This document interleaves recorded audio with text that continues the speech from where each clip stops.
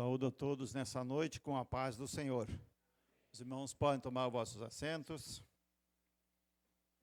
Vamos, meus irmãos, meditar na palavra de Deus. Quero convidar a amada igreja a abrir as vossas Bíblias na carta aos Efésios. Carta do apóstolo Paulo aos Efésios. Carta do apóstolo Paulo aos Efésios.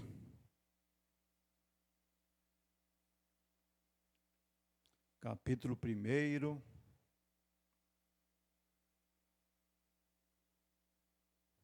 Carta do apóstolo Paulo aos Efésios. Capítulo 1. E a partir do versículo 3. Carta do apóstolo Paulo aos Efésios, capítulo 1, e a partir do versículo 3. Vamos ler alguns versículos. Efésios, capítulo 1 e versículo 3. Bendito Deus e Pai de nosso Senhor Jesus Cristo, o qual nos abençoa com todas as bênçãos espirituais nos lugares celestiais em Cristo, como também nos elegeu nele antes da fundação do mundo, para que fôssemos santos e irrepreensíveis diante dele em verdade. E nos predestinou para filhos de adoção por Jesus Cristo, para si mesmo, segundo o beneplácito de sua vontade, para louvor e glória da sua graça, pelo qual nos fez agradáveis a si no amado, em quem temos a redenção pelo seu sangue, a remissão das ofensas, segundo as riquezas da sua graça, que ele tornou abundante para conosco em toda sabedoria e prudência, descobrindo-nos o mistério da sua vontade, segundo o seu beneplácito que propusera em si mesmo, de tornar a congregar em Cristo todas as coisas, na dispensação da plenitude dos tempos, tanto as que estão nos céus como as que estão na terra. Nele, digo, em quem também fomos feitos herança, havendo-se predestinados conforme o propósito daquele que faz todas as coisas segundo o conselho da sua vontade, como com o fim de sermos para o louvor da sua glória, nós, os que primeiro esperamos em Cristo, em quem também vós estáis depois que ouvistes a palavra da verdade, o evangelho da vossa salvação, e tendo nele também crido, fostes selados com o Espírito Santo da promessa, o qual é o penhor da nossa herança, para a redenção da possessão de Deus, para louvor da sua glória. Versículo 15, pelo que ouvindo eu também a fé, que entre vós há no Senhor Jesus, e a vossa caridade para com todos os santos. Não cesso de dar graças a Deus por vós, lembrando-me de vós nas minhas orações, para que o Deus de nosso Senhor Jesus Cristo, o Pai da glória, vos dê em seu conhecimento o espírito de sabedoria e de revelação, tendo iluminado os olhos do vosso entendimento, para que saibais qual seja a esperança da sua vocação e quais as riquezas da glória da sua herança nos santos, e qual a sobreexcelente grandeza do seu poder sobre nós, os que cremos segundo a operação da força do seu poder. Amém. Meus irmãos, obrigado, irmão José. Como os irmãos sabem, o pastor Leandro, ele iniciou semana passada um estudo sobre esta carta, a carta do apóstolo Paulo aos Efésios. E hoje, então, vamos dar continuidade a esta linha de raciocínio, essa linha de estudo sobre esta carta. E temos muito a aprender com esta carta nesta noite. Então, por isso, meus irmãos, fazendo uma recapitulação daquilo que o pastor Leandro pregou semana passada, ministrou semana passada, ele colocou um título dessa mensagem: A Igreja que Cristo Sonhou. A Igreja que Cristo Sonhou. Então, essa, meus irmãos, é o título da lição que o pastor Leandro colocou nessas mensagens que nós vamos, no decurso de algumas terças-feiras, estudar juntamente com os irmãos esta carta aos Efésios. E ele leu também, meus irmãos, semana passada, os primeiros 2 versículos do primeiro capítulo que eu li. Ele leu Efésios 1 e versículos 1 e 2. E ali, meus irmãos, ele fez menção, alusão a algumas características do crente que faz parte desta igreja, que faz parte deste povo, que faz parte dessa comunidade que nós chamamos Igreja de Jesus. E ele fez, como os irmãos devem se recordar, ele fez menção da palavra santo, que é separado. O pastor Leandro, ele fez menção dessa característica, que nós devemos ser santos, ou seja, separados. E também ele fez menção sobre a palavra fiel, fidelidade, que significa perseverança, compromisso e constância espiritual. Então, meus irmãos, a mensagem do pastor que iniciamos semana passada, ele fez, então, a abordagem desses 2 versículos, fazendo alusão, fazendo referência, apontando sobre essas 2 qualidades e características que o crente, que é membro dessa igreja, a igreja que Jesus Cristo sonhou, santos e fiéis. Santos e fiéis. Por isso, meus irmãos, que é importante a gente entender o contexto. O apóstolo Paulo, que é o autor dessa carta, que escreveu, meus irmãos, para a igreja em Éfeso, e ele, meus irmãos, ele conhecia muito bem aquela cidade. Ele conhecia o contexto daquela sociedade. A cidade de Éfeso, meus irmãos, naquele tempo, na antiguidade, tinha aproximadamente 300.000 habitantes. Então, há 2.000 anos atrás, era uma cidade importante, era uma cidade culturalmente que influenciava o mundo. Então, essa cidade tinha em torno de 300.000 habitantes, a cidade de Éfeso. Também era uma cidade, irmãos, que era uma cidade portuária. E uma cidade que tem porto, ela desenvolve-se muito no sentido comercial, pois ela era um importante centro comercial para a época.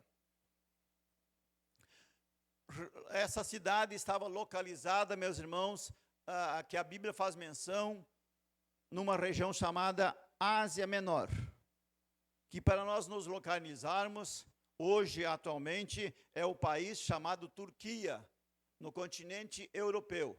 Então, ali no país chamado Turquia, nos dias de hoje, estava localizado essa região chamado a Ásia Menor, aonde então o apóstolo Paulo ele estabeleceu uma igreja neste lugar. Estabeleceu uma igreja do Senhor Jesus, orientado, dirigido e guiado pelo Espírito Santo, nessa cidade, uma cidade influente, uma cidade cosmopolita, uma cidade onde tinha uma movimentação comercial muito grande, uma cidade rica, uma cidade influente. Também, meus irmãos, como disse o pastor Leandro semana passada, as igrejas evangélicas cristãs, Deus, ele estabelece em lugares com muito paganismo, com muita idolatria. Ali Deus coloca uma igreja. E a igreja de Éfeso, meus irmãos, ela foi estabelecida numa cidade aonde tinha o templo de uma deusa chamada Ártemis, ou também Diana, era conhecida por Ártemis ou a deusa Diana, a deusa da fertilidade. E este templo dessa deusa era uma das 7 maravilhas do mundo antigo. Então vejam, meus irmãos, que Deus, ele orienta os seus servos para colocar, para estabelecer, para fixar uma igreja em lugares estratégicos, estratégicos. Essa cidade, ela era uma cidade onde tinha um corredor, os irmãos entenderem, era um corredor entre a Europa e até a Ásia. Então, no meio desse corredor estava Éfeso. E no meio desse corredor, então, Deus instalou uma igreja no mesma cidade onde tinha esse templo, que era uma das grandes maravilhas do mundo antigo. Porque, irmãos, Deus colocou ali? É uma pergunta interessante. Por que Deus coloca uma igreja num ambiente onde é um ambiente extremamente idólatra, extremamente pagão? As pessoas afluíam para Éfeso de todas as partes do mundo, e lá chegando, eles tinham por hábito e costume adorar esta deusa. Iam no templo para adorar essa deusa. E ali então, meus irmãos, o apóstolo Paulo, ao ver aquela idolatria, então ele, dirigido pelo Espírito Santo, ele estabelece então esta igreja.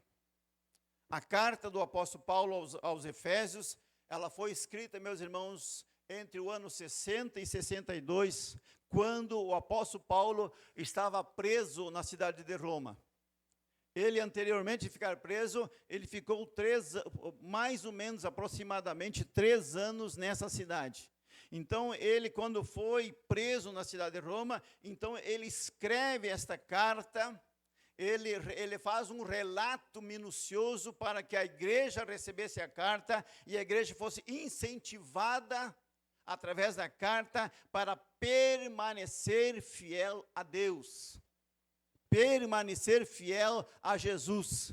Por isso, meus irmãos, que como é importante a gente estudar a Bíblia, e a gente vê que os líderes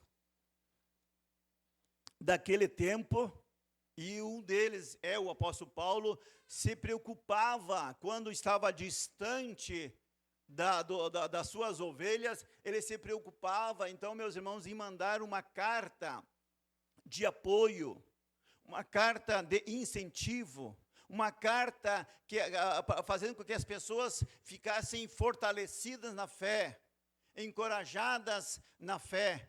Por isso, meus irmãos, que esse homem chamado apóstolo Paulo, mesmo ele estando longe dos Efésios, ele não esqueceu dos Efésios. Ele não abandonou os Efésios. Antes, porém, ele lá preso, recluso na cidade de Roma, ele preocupado com os irmãos em Efésios, então ele escreve uma carta, e essa carta, meus irmãos, nós estamos estudando. E eu quero aqui, meus irmãos, que os irmãos entendam a importância da gente ler a Bíblia, da gente estudar a Bíblia, porque semana passada o pastor trouxe essas 2 características que nós devemos ter. E hoje eu quero continuar, meus irmãos, então, estudando a respeito de alguns conceitos que devemos extrair dessa carta para os nossos dias. Então, o apóstolo Paulo, ele escreve ali no versículo 4, que nós lemos, meus irmãos, e eu vou aqui repetir então, para que a gente possa entender a primeira característica desta noite, a primeira característica que nós vamos estudar nesta noite, o primeiro conceito que nós podemos extrair desta carta, versículo 4 e 5, diz assim: como também nos elegeu nele antes da fundação do mundo, para que fôssemos santos e irrepreensíveis diante dele em caridade, e nos predestinou para filhos de adoção por Jesus Cristo, para si mesmo, segundo o beneplácito da sua vontade. Então, meus irmãos, o primeiro ponto que nós queremos destacar nesta noite é a palavra eleição. Deus, meus irmãos, ele nos elegeu. Deus, meus irmãos, ele nos escolheu. E a Bíblia diz, meus irmãos, que Deus escolheu a sua igreja lá na antiguidade. Lá, antes de criar o mundo, Deus já nos escolheu. Antes de você nascer, Deus já havia escolhido você. Antes que eu nascesse, Deus já havia me escolhido. Louvado seja o nome do Senhor. É por isso que você está aqui. É por isso que nós estamos aqui, porque Deus, Ele nos escolheu, Ele nos elegeu. Antes de criar tudo, Ele escolheu. E o que é escolher? Escolheu, o que é a eleição? O que é escolher? Deus escolheu um povo em Cristo Jesus para si mesmo, a fim de que sejam santos e inculpáveis diante dEle. Então Jesus escolheu você, irmã. Jesus escolheu você, irmão. Jesus nos escolheu para que nós sejamos santos e inculpáveis diante dEle. Para fazermos parte dessa igreja que Jesus sonhou. Como o pastor Leandro colocou o título dessas mensagens que vamos ver. Então, por isso, meus irmãos, o primeiro conceito que eu quero extrair dessa carta é que Deus nos escolheu. Deus escolheu você, irmã. Deus escolheu você, irmão. Lá, muito antes de criar o mundo, Ele já havia contemplado você. Ele já havia contemplado a minha vida, louvado seja Deus. E Ele nos escolheu em Cristo Jesus para fazermos parte desta igreja. Esta igreja que vai morar no céu, aleluia. Este povo redimido, comprado, aleluia, pelo sangue do Cordeiro. Por isso, meu irmão, que Jesus, Ele nos escolheu. Ele nos elegeu para sermos o seu povo. Então, por isso, meus irmãos, que eleição... E eu quero aqui destacar algumas características sobre essa palavra eleição, que é uma escolha. A eleição que Deus fez por você. Deus te escolheu. Então, a primeira característica dessa eleição que Deus fez por você. Deus olhou, meus irmãos, o mundo e te escolheu. Aleluia, louvado seja Deus. Nessa cidade, como eu já disse várias vezes, nós somos um contingente, uma população de em torno de 140 mil habitantes. Jesus te escolheu. Jesus me escolheu, aleluia, para fazermos parte dessa igreja. É isso que você precisa entender, é isso que eu preciso entender. Deus me escolheu, Deus te escolheu para sermos os seus representantes aqui em Santa Cruz do Sul. Por isso, meus irmãos, que a primeira característica dessa eleição, a eleição, meus irmãos, ela é cristocêntrica. E o que significa isso? Deus nos elegeu em Cristo para a salvação. Essa escolha de pessoas ocorre somente em união com Jesus.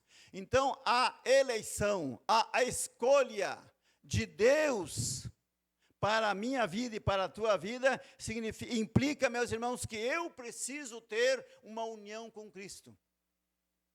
Eu preciso, meus irmãos, estar unido. Eu preciso estar atrelado a Jesus. Eu preciso, meus irmãos, ter o meu amado Jesus juntamente comigo todos os dias da minha vida. Isso é ter união. Isso é ter, meus irmãos, um relacionamento com Cristo Jesus.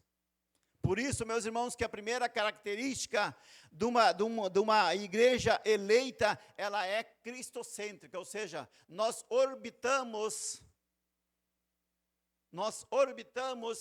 em torno do nome bendito de Jesus. Nós vivemos para Jesus. Nós respiramos a vontade de Jesus. Nós pensamos na vontade de Jesus. Isso é ter união. União significa que Jesus, Ele é a primazia da minha vida. Jesus é o centro.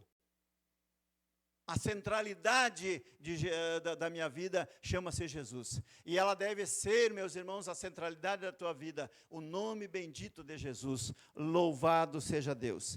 Ninguém, meus irmãos, é eleito. Escute isto. Ninguém é eleito ou escolhido sem estar unido a Cristo pela fé. Ninguém é eleito ou escolhido, que é a primeira característica de uma igreja que foi eleita, que é cristocêntrica. Ninguém é eleito ou escolhido sem estar unido a Cristo pela fé. Por isso que a Bíblia diz que o justo viverá pela fé. Mas a fé no quê? A fé na pessoa bendita de Jesus. A fé na pessoa bendita de Jesus. Por isso, meus irmãos, que eu costumo dizer, em muitas oportunidades já disse que o cristianismo, a religião cristã, ela é muito mais do que o formalismo, do que a liturgia. Isso aqui, meus irmãos, que nós fizemos é importante, necessário e até indispensável. A liturgia do culto, a oração, os louvores, a oração, os louvores, tudo isso é importante. Mas o mais importante, meus irmãos, é que o cristianismo é muito mais do que essa liturgia. O cristianismo, meus irmãos, é um relacionamento com uma pessoa. O cristianismo significa que eu preciso ter um relacionamento com meu amado Jesus. Eu preciso ter um relacionamento, uma união com Ele diária. Ele precisa me conhecer e eu preciso conhecê-lo. Aleluia, louvado seja Deus. União é isto. União é isto. E eu já disse em muitas oportunidades, e eu vou aqui repetir de novo. Como os irmãos sabem, eu gosto muito de uma pessoa chamada mãe. Gosto muito dessa pessoa chamada mãe. Admiro por demais essa pessoa chamada mãe. Por que que eu admiro? Porque a mãe, e os irmãos vão concordar comigo, a mãe conhece o filho só no olhar. Isso é união. Isso é relacionamento. Isto é intimidade. Isto é alegria de contemplar aquele ser que botou no mundo. Por isso, meus irmãos, que eu admiro demais essa pessoa chamada mãe. E eu já disse aqui várias vezes que essa pessoa, para mim, é uma das pessoas mais importantes na vida. Porque para as senhoras que estão aqui, que são mães, Deus deu a vocês a honra, o privilégio de que a nossa raça se perpetuasse nessa terra. Por isso, meus irmãos, que vocês, irmãs, são alguém muito especial. E eu sei que as irmãs conhecem seus filhos só no olhar. Como eu disse já em outras oportunidades, a minha mãe, que já descansa no Senhor, me conhecia só pela voz. Ela estava lá na cidade de Juí, eu estava aqui em Santa Cruz, e eu ligava para ela, ou ela me ligava, e quando ela sabia que eu não estava bem, ela dizia, meu filho, tu não está bem hoje, né? Aí eu disfarçava, não, capaz, mãe, está tudo tranquilo, não, capaz. E ela dava umas risadinhas, pois ela sabia. E depois eu pensava comigo mesmo, como é que ela sabe que eu não estou bem? Como é que ela sabe se ela está lá a 300 quilômetros e nós estamos falando por telefone? Aí depois eu entendi. A mãe conhece o filho só pela voz. Pelo tom, pelo timbre, pela entonação da voz. E o diagnóstico da mãe não erra. Pois ela sempre acertava quando eu estava bem ou não. Isso é, meus irmãos, intimidade. Isto é amor que excede a própria natureza dela. E este amor, Deus quer ter conosco. Um amor íntimo, um amor cuidadoso, um amor fraterno, um amor misericordioso, um amor de compaixão, aleluia, louvado seja Deus. Por isso, meus irmãos, que aqui a primeira característica de uma igreja cristocêntrica é ter união, um relacionamento com Jesus. Então, irmão e irmã, tenha esse relacionamento com Deus, tenha essa união, essa intimidade com Deus. E como é que eu faço, pregador, para ter isto? Eu quero aqui destacar 4 características. 4 características que eu faço, e eu sei que muitos aqui fazem. Primeira característica, meus irmãos, de um crente que tem uma união, que tem uma relação, um relacionamento com Deus, que o telefone do crente sempre está ligado com o céu. Primeira característica, ler a Bíblia, estudar a Bíblia. Porque ler a Bíblia, meus irmãos, é falar com Deus. Você está falando, está dialogando com Deus. E como é bom ler a Bíblia, irmãos. Como é bom meditar na palavra de Deus. Como é bom conhecer a alegria que Deus nos dá na sua palavra. Segunda característica, orar. Orar, meus irmãos, é falar com Deus. Orar é falar com Deus. Todas as orações são importantes. Você levanta da cama, vai trabalhar, você pede, Deus, me proteja. Isso é muito bom. Você senta na mesa para almoçar, para fazer refeições, Senhor, abençoe esse alimento, muito bom. Mas, irmãos, aquela oração que a Bíblia faz referência, entra no teu quarto, fecha a porta, dobra os teus joelhos e fala com o Pai Celestial. Aleluia! Essa oração, meus irmãos, você não pode dispensar. Você não pode dispensar essa oração. Essa oração você precisa para fortalecer a tua união. Essa oração, meus irmãos, te dá intimidade com Deus. O amado Espírito Santo vê que você quer ter uma relação com Ele, então Ele se aproxima. Ele se aproxima, Ele está ali, Ele conforta a tua alma, Ele conforta o teu espírito, Ele traz paz para você, quando você tem intimidade com Ele. Quando você tem proximidade com Ele, aleluia, louvado seja Deus. É isso que nós precisamos ter, meus irmãos, orar. E em terceiro lugar, jejuar. Jejuar, meus irmãos, como os irmãos sabem, você quebra essa carne.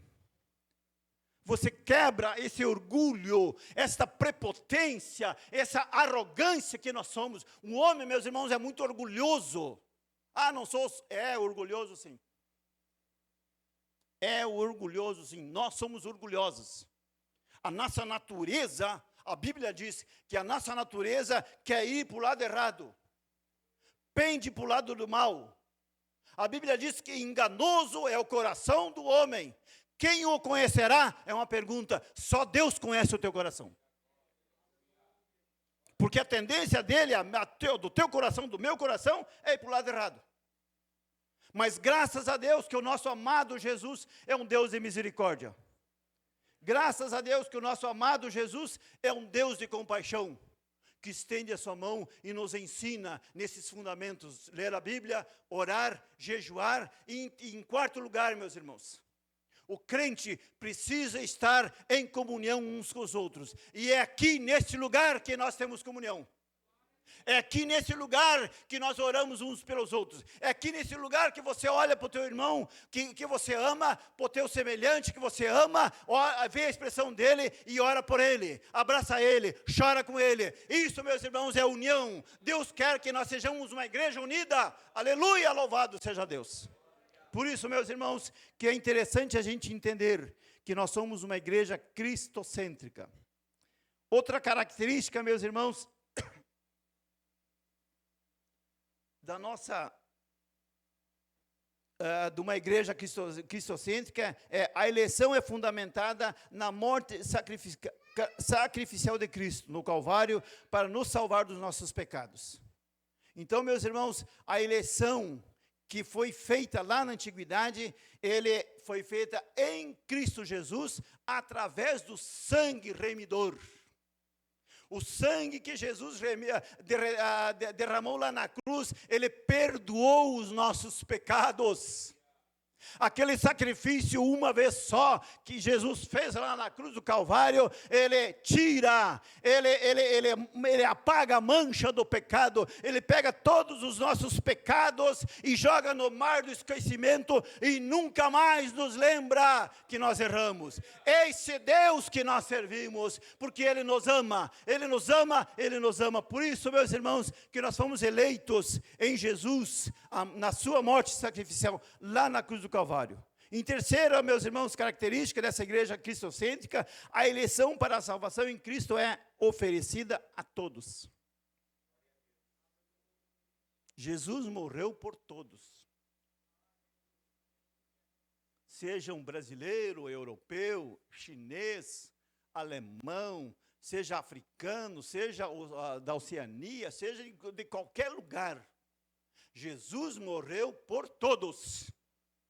seja branco, seja preto, seja gordo, seja magro, seja rico, seja pobre, Jesus morreu por todos. Jesus quer salvar a todos, aleluia, louvado seja Deus. Por isso, meus irmãos, que a salvação que está em Cristo Jesus é oferecida a todos, mediante o quê?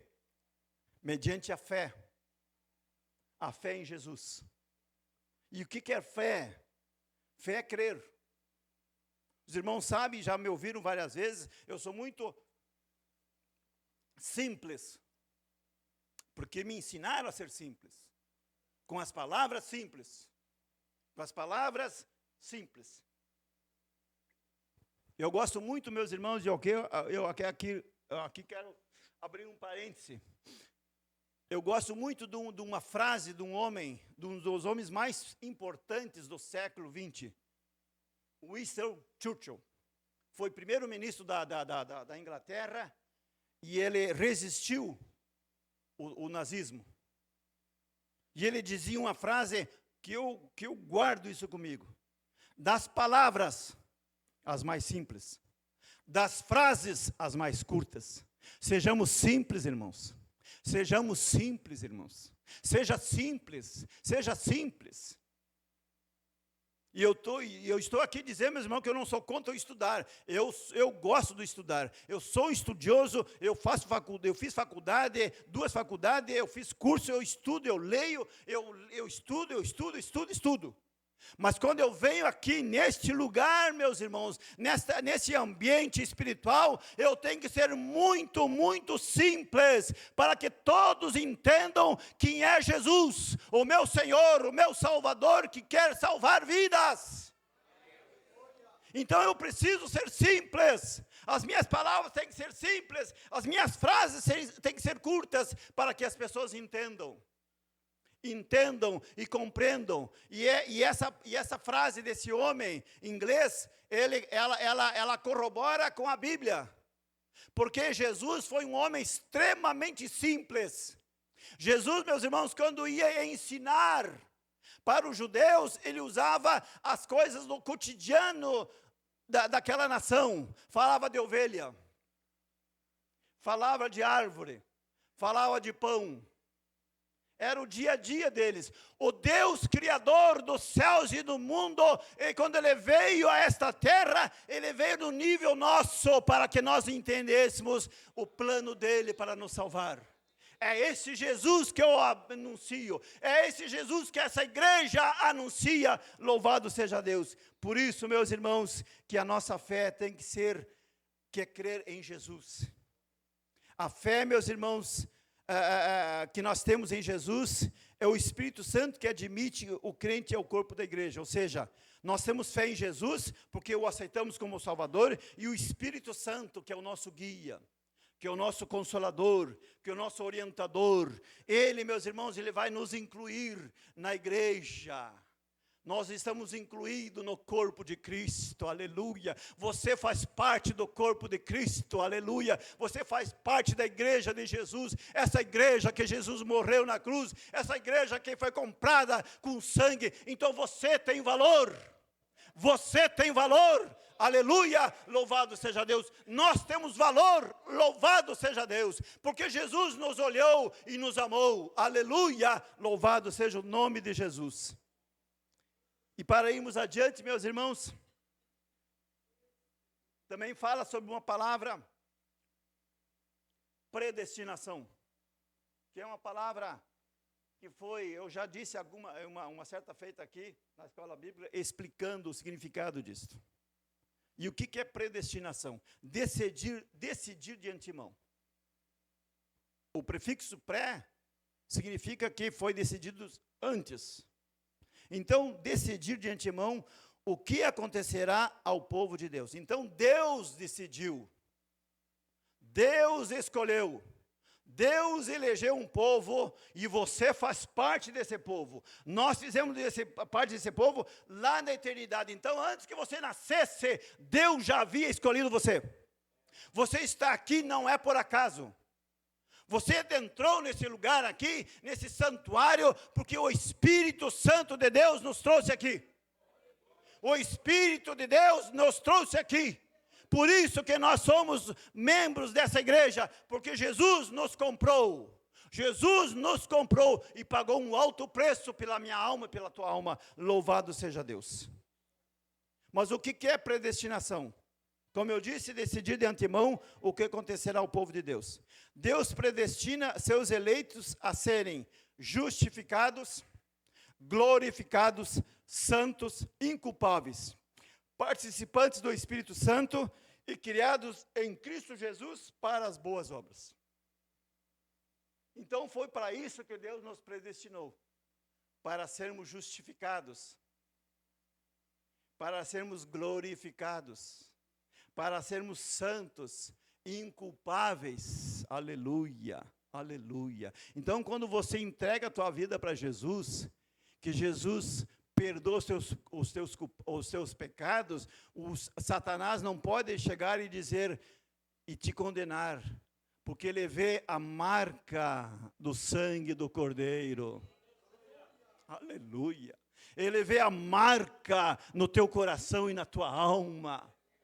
E ele não pode acusar uma pessoa que aceitou Jesus, porque Jesus morreu na cruz. Jesus derramou seu sangue por mim e por você. E nós estamos aqui porque Jesus nos resgatou. Aleluia.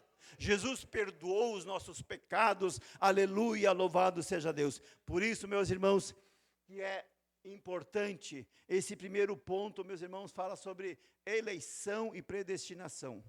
Eu quero aqui, meus irmãos, fazer um resumo, uma narrativa sobre essas duas palavras que eu fiz menção, para os irmãos entenderem.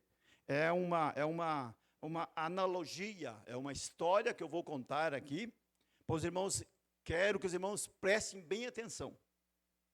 No tocante à eleição e à predestinação, podemos aplicar a analogia de um grande navio viajando para o céu. Deus escolhe o navio, chamado igreja. O navio é a igreja. Cristo é o capitão e o piloto desse navio. Todos os que desejam estar nesse navio eleito, podem fazê-lo mediante a fé viva em Cristo.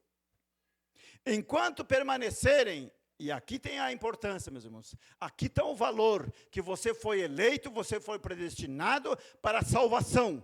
Jesus te escolheu lá na eternidade para te salvar. Ele predestinou para você a salvação em Cristo Jesus. E aqui, meus irmãos, eu quero que os irmãos entendam e prestem bastante atenção. Enquanto permanecerem no navio, enquanto permanecerem dentro da igreja, que é o navio, acompanhando o seu capitão, ou seja, sendo guiado pelo capitão, sendo orientado pelo capitão, sendo dirigido pelo capitão Jesus, estarão eleitos. Estarão eleitos. Estarão eleitos para receber a salvação em Cristo Jesus. Se permanecermos dentro do navio, dentro da igreja, estaremos eleitos. Jesus nos protege, Jesus nos guarda, e a marca do seu sangue está sobre nós. Caso alguém abandone o navio e seu capitão, deixará de ser um dos eleitos. Entenderam? Eu aceitei Jesus. Jesus é meu Senhor. Jesus é meu Salvador. Ele me marcou com o seu sangue. Me deu o seu amado Espírito Santo para me guiar. Eu devo permanecer dentro da igreja. A igreja é um navio. Mas se por um motivo ou outro eu me afastar desse navio, eu deixo de ser eleito. Porque os eleitos, escute isto, a Bíblia diz, os eleitos têm o seu nome escrito lá no livro da vida. O meu nome, o teu nome tem que estar escrito lá no livro da vida. E aquele livro que o Espírito Santo vai abrir e vai chamar quando ocorrer o arrebatamento da igreja. E nós não sabemos quando. Já se fazem 2000 anos que estamos pregando: Jesus voltará, Jesus voltará, Jesus voltará, Jesus voltará, Jesus voltará, para tirar a igreja daqui. E os irmãos sabem que o arrebatamento será num abrir e fechar de olhos. Não haverá tempo para conserto. Não haverá tempo para correr para Jesus. Não haverá tempo. Por isso que a Bíblia diz que se tu ouvires o Evangelho hoje, não endureça o teu coração. Abra para Jesus e o aceite como Salvador, porque você não sabe o dia de amanhã. Eu tenho pregado, meus irmãos, e domingo eu ministrei lá no setor 2. E digo a mesma coisa, e os irmãos sabem o que eu digo. Irmãos, não se brinca com Deus. Não se brinca com Deus. Por que não se brinca com Deus? Porque Jesus não brigou com você. Jesus não brincou com você. Jesus foi até as últimas consequências. Morreu na cruz para perdoar os meus pecados. Para perdoar os seus pecados, para que nós sejamos essa igreja, para que fizemos parte desse navio, que esperamos o capitão voltar, aleluia, e ele vai voltar. Ele vai voltar, ele vai voltar. A Bíblia diz, os sinais dizem que ele vai voltar, e está na iminência de voltar. Então, meus irmãos, não é mais tempo para brincar com Deus. Não é mais tempo para brincar. Jesus está voltando. Jesus está voltando. Jesus está voltando. Aleluia, louvado seja Deus. Por isso, meus irmãos, que a gente precisa entender. Nós precisamos entender que o nosso Deus, Ele nos colocou aqui dentro desse navio, para esperarmos Ele. Não te esqueça disto. Não te esqueça dessa história de analogia que eu fiz. Não te esqueça. Vamos, meus irmãos, adiante. O segundo ponto que eu quero trazer nesta noite: nós fomos selados, aleluia, selados com o Espírito Santo. No versículo 13, meus irmãos, que nós lemos, diz assim: em quem também vós estáis, depois que ouvistes a palavra da verdade, o evangelho da vossa salvação, e tendo nele também crido, fostes selados com o Espírito Santo da promessa. Então você ouviu a palavra. Então, meus irmãos, são 3 características que devem ocorrer na vida do crente, nesse ponto. Você ouve, você compreende e você aceita. Eu passei 34 anos ouvindo o Evangelho. E aos 34 anos eu aceitei Jesus, porque eu compreendi o Evangelho. E eu quero aqui dizer para os irmãos, tem muita gente ouvindo, mas não é suficiente. Porque o ouvinte, que é tão somente o ouvinte, ele vai para o lado errado, porque a sua natureza é pecaminosa.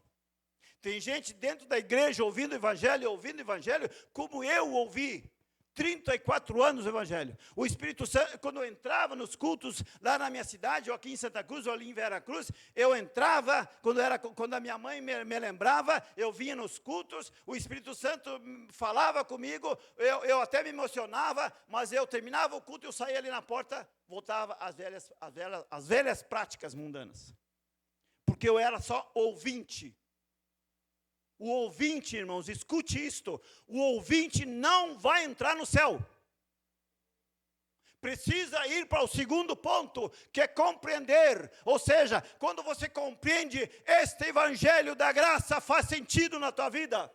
Aí não precisa o pastor cuidar de você, aí não precisa o teu marido cuidar de você, aí não precisa da tua esposa cuidar de você, aí não precisa que o teu pai cuide de você, tua mãe cuide de você, porque você tem a compreensão que você precisa ser diferente nesse mundo para representar o teu Senhor.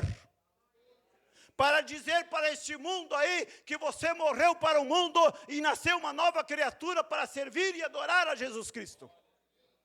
Então, meus irmãos, o ouvinte não vai entrar no céu. Agora, o ouvinte que passa a compreender, o evangelho vai fazer sentido.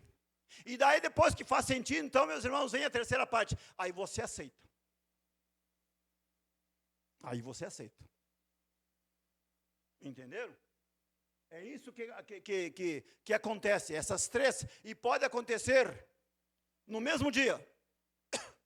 Ou pode ocorrer um interregno de tempo entre o primeiro e o segundo. Nunca sobre o terceiro.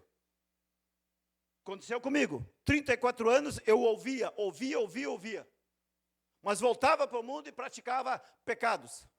Aí depois de 34 anos eu aceitei Jesus, eu compreendi o evangelho, então daí eu aceitei Jesus. É isso que tem que acontecer. E a Bíblia nos orienta. Você tem que compreender o evangelho, ou seja, esse evangelho, o evangelho da graça, do favor que nós não merecíamos, tem que fazer sentido na vida do homem. Senão o crente não pode se autodeclarar crente. Porque é a compreensão do evangelho, do sentido, da importância que você precisa se afastar do mundo, que você precisa abandonar as velhas práticas e viver um novo homem, viver uma nova mulher. A Bíblia diz que uma nova criatura, eis que tudo fez novo. Então o Espírito Santo, aleluia, louvado seja Deus, é Ele que te convence que você precisa aceitar Jesus. Louvado seja Deus. Por isso, meus irmãos, que nós fomos selados. E as evidências de propriedade do Senhor Deus, o Espírito Santo nos regenera. Ou seja, Ele limpa a casa, prepara a casa para habitar na casa. E a casa é o teu coração. A casa é a tua vida. A casa é o meu coração, é a minha vida. Quando você ouve o evangelho, quando você compreende o evangelho, que ele passa a fazer sentido na tua vida, o Espírito Santo entra e começa a varrer. Começa a tirar o que não serve, os entulhos, os empecilhos, e deixa a casa ornada, limpinha, cheirosa, para ele habitar. Aleluia, aleluia, aleluia. Aí ele vai dizer para você, na tua mente, na tua consciência, agora você é novo. Agora você pertence a Jesus. Agora você é servo do Deus Altíssimo. Agora ande na minha presença. Ande na minha presença. Ande na minha presença. Ande na minha presença. Aleluia, louvado seja Deus. É isso que Deus quer. Andemos na presença dele, irmãos. Andemos na presença de Jesus. Louvado seja Deus. Vamos adiante, meus irmãos, para a gente concluir o nosso estudo.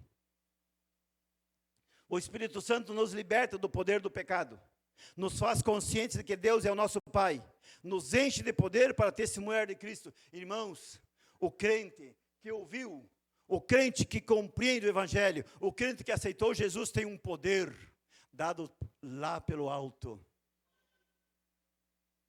Os discípulos andaram com Jesus, ouvindo 3 anos e meio. Ouvindo 3 anos e meio. Os discípulos de Jesus ouvindo Jesus por 3 anos e meio. Aí quando o grupo de soldados veio prender Jesus, todos fugiram. O crente que ouve, ele não resiste à pressão do mundo. Ele não resiste às forças malignas. O crente que é só ouvinte, ele não resiste. Ele vacila.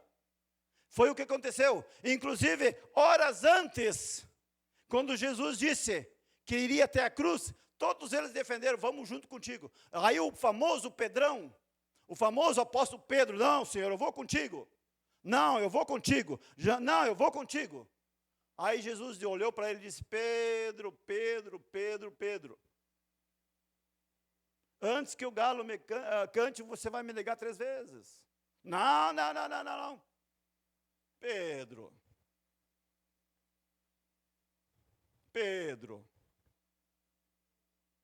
E o que aconteceu? Negou. Irmãos, Jesus te conhece. Sabia?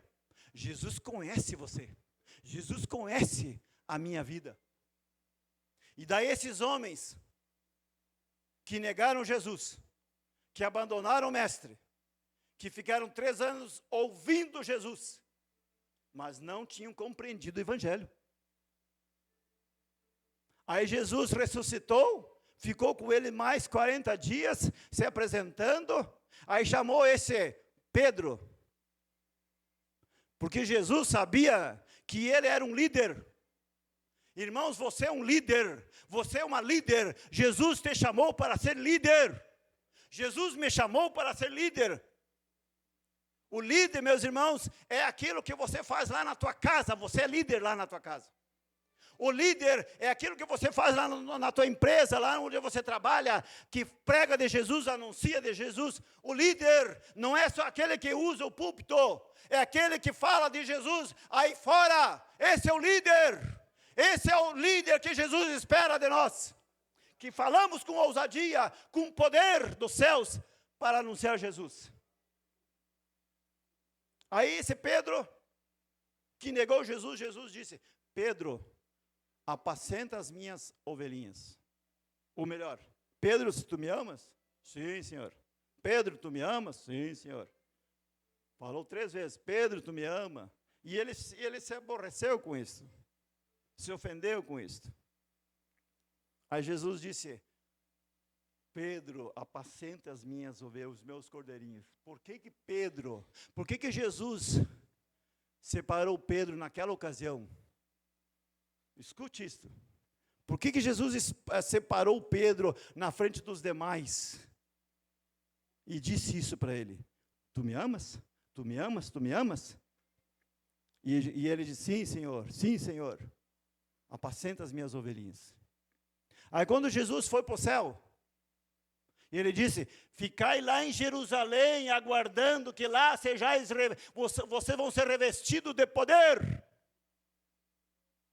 Aí 10 dias depois desse evento que Jesus foi para o céu, eles estavam lá no templo, orando, clamando a Deus, e a Bíblia diz que o Espírito Santo veio e encheu a casa, aleluia, encheu a casa, e ali então começou a igreja de Jesus, naquele dia começou, no dia de Pentecostes, e todos foram cheios, e então o famoso Pedro, que era vacilão, levantou e pregou o primeiro sermão, e ganhou 3.000 almas para Jesus, aleluia.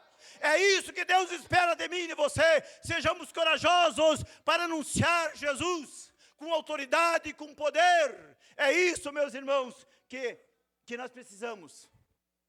É isso que Jesus espera de nós. Tenhamos coragem. Tenhamos coragem. Tenhamos coragem.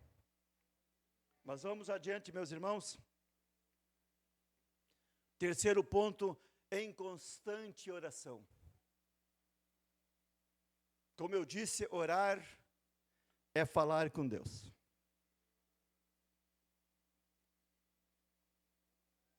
Orar é falar com Deus.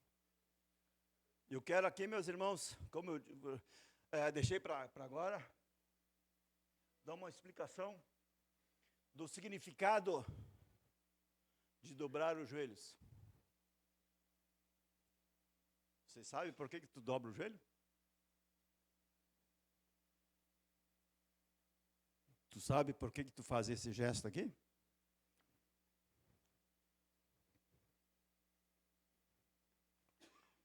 Tu sabe por quê? Então eu vou explicar para vocês.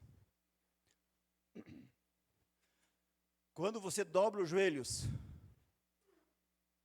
quando a pessoa, melhor dizendo, quando a pessoa dobra o joelho diante de uma outra pessoa, diante de uma imagem, diante de um outro ser humano, quem dobrou os joelhos está dizendo que aquela pessoa, que aquela imagem é superior a ela. Então, quando nós dobramos os joelhos diante de Jesus, eu estou dizendo com esse gesto que Jesus é superior a mim, que Jesus é o meu Senhor, que Jesus é meu Salvador, que Jesus morreu na cruz por mim, aleluia. Que Jesus perdoou os meus pecados. Esse é o significado que você dobra os joelhos. E eu quero te dizer, irmã, dobra os joelhos lá na tua casa. Tire um tempinho, fecha a porta, entra no teu quarto, fecha a porta, dobra os joelhos e fala com o Pai Celestial, aleluia. Fala com Deus, aleluia. Porque a oração, meus irmãos, é a chave. A oração é a chave que move o coração de Deus. A oração, meus irmãos, é a chave. Estevão, a Bíblia diz, Estevão estava morrendo por apedrejamento, uma das mortes mais terríveis.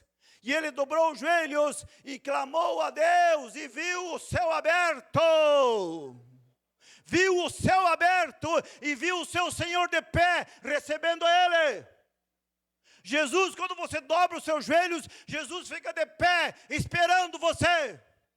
Recebendo a tua adoração, aleluia, louvado seja Deus. É isso que nós precisamos entender. Dobre os joelhos, irmãos, dobre os joelhos. Na igreja atual, a igreja contemporânea, as pessoas estão deixando de lado essa importante chave de orar de joelhos. Irmãos, dobre os joelhos. Talvez, é claro que há exceções, é claro, tem pessoas que têm comorbidade, tem pessoas que têm dificuldade, tudo isso é compreensível. Aí Deus aceita você orar de sentado, você orar de pé, você orar deitado, sentado, Deus aceita. Agora, pessoas novas, pessoas que não têm nenhum impedimento, irmão, dobra o joelho. Irmã, dobra o joelho para orar diante de Deus. Este Jesus que não mediu esforços para salvar você. Dobre os joelhos para falar com Ele, porque Ele quer a nossa adoração. E quando nós o adoramos com sinceridade, Ele faz o impossível. Eu sei que muitos aqui teriam muitos testemunhos para dizer que Jesus operou milagres que talvez você até não compreendeu ainda. Mas por quê? Porque você se sujeitou a Ele. Você dobrou os seus joelhos e clamou, aleluia, louvado seja Deus. Vamos, meus irmãos, então, concluir aqui.